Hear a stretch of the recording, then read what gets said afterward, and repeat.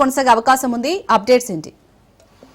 మొత్తానికి ఎన్డీఎస్ఏ రిపోర్ట్ను అదేవిధంగా ఘోష్ ఇచ్చినటువంటి నివేదికను ఈ రెండు నివేదికలను ఆధారంగా చేసుకొని ఈ యొక్క సిబిఐ విచారణ జరిగే అవకాశం ఉంది. నేషనల్ డ్యామ్ సేఫ్టీ అథారిటీ ఇంతకుముందే అక్కడ కుంగిపోయినటువంటి మేడిగడ్డ ప్రాజెక్టును సందర్శించింది. అసలు ఏమేమి కుంగిపోయింది, అసలు కుంగిపోవడానికి కారణం ఏంటి అనేది కూడా ఎన్డీఎస్ఏ రిపోర్ట్లో పొందుపరిచింది. అదేవిధంగా అసలు మేడిగడ్డ కుంగిపాటకు గల కారణాలు ఏంటి, అసలు ఎందుకు కుంగిపాటుకు గురైంది అనేది కూడా ప్రభుత్వం పీసీ ఘోష్ కమిషన్ నియమించింది. పీసీ ఘోష్ కమిషన్ అప్పట్లో అధికారంలో ఉన్నటువంటి మంత్రులు హరీష్ రావు, ముఖ్యమంత్రి కేసీఆర్, అదేవిధంగా అప్పట్లో ఆర్థిక శాఖ మంత్రిగా ఉన్నటువంటి ఈటల రాజేందర్తో పాటుగా అప్పుడు ఉన్నటువంటి ఉన్నతాధికారులందరినీ కూడా ఈ యొక్క పీసీ ఘోష్ని కమిషన్ విచారణ చేసింది. దానిలో రిపోర్ట్లో కూడా పొందుపరిచింది. ఈ యొక్క అంశం పైన అసెంబ్లీలో చర్చ కూడా జరిగింది. స్పెషల్ డిబేట్ కూడా పెట్టారు. అసెంబ్లీలో చర్చ కూడా జరిగింది. దీన్ని అంతా కూడా సిబిఐకి ఇస్తున్నట్టు కూడా ప్రభుత్వం వెల్లడించింది. ఈ యొక్క నేపథ్యంలోనే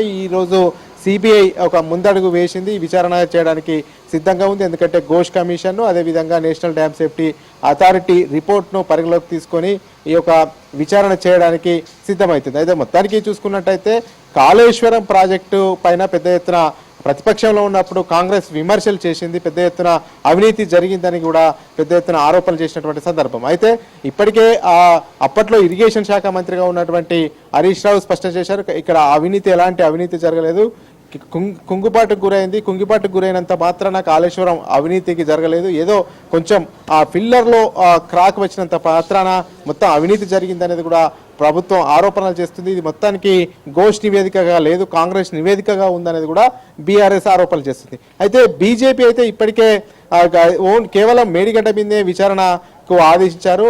మొదటగా కాళేశ్వరంలో అవినీతి జరిగిందన్నారు కదా, మరి ఇప్పుడున్నటువంటి కాంగ్రెస్ ప్రభుత్వము కాళేశ్వరం పైన పూర్తి స్థాయిలో ఎందుకు విచారణ జరిపించట్లేదు? కేవలం ఈ కుంగిపాటుకు గురైనటువంటి అన్నారం, సుందిల్లా, మేడిగడ్డ ఈ మూడు బ్యారేజ్లపైనే విచారణకు కాళేశ్వరం ప్రాజెక్టు కాకుండా వీటి మీద విచారణ ఆదేశించడం పట్ల అసలు అటు బీఆర్ఎస్కు ఇటు కాంగ్రెస్కు అండర్స్టాండింగ్ ఉందనేది కూడా బీజేపీ ప్రధానంగా ఆరోపిస్తుంది. మరోవైపు కాంగ్రెస్ అసలు పూర్తిగా విచారణ జరుపుకోవడానికి సిబిఐకి అధికారాలు ఉంటాయి, ఏవైతే బ్యారేజ్ ఉందో ఆ బ్యారేజ్ కుంగిపాటు అయింది, మేడిగడ్డ, అన్నారం, సుద్దిల్ల పైన విచారణ జరిపించాలని ప్రభుత్వం సిబిఐకి ఇచ్చింది అనేది కూడా ఇటు కాంగ్రెస్ చెప్తుంది. అయితే ఇదంతా కూడా కాళేశ్వరం ఇప్పుడు రాజకీయ దుమారం లేపుతుంది. అప్పట్లో అధికారంలో ఉన్నటువంటి బీఆర్ఎస్ అయితే కాళేశ్వరం ప్రాజెక్టు వల్లే పెద్ద ఎత్తున రైతాంగానికి నీళ్లు వెళ్ళాయి, పెద్ద ఎత్తున ఈ యొక్క రైతాంగానికి న్యాయం జరిగిందంటే కాళేశ్వరం ప్రాజెక్టే.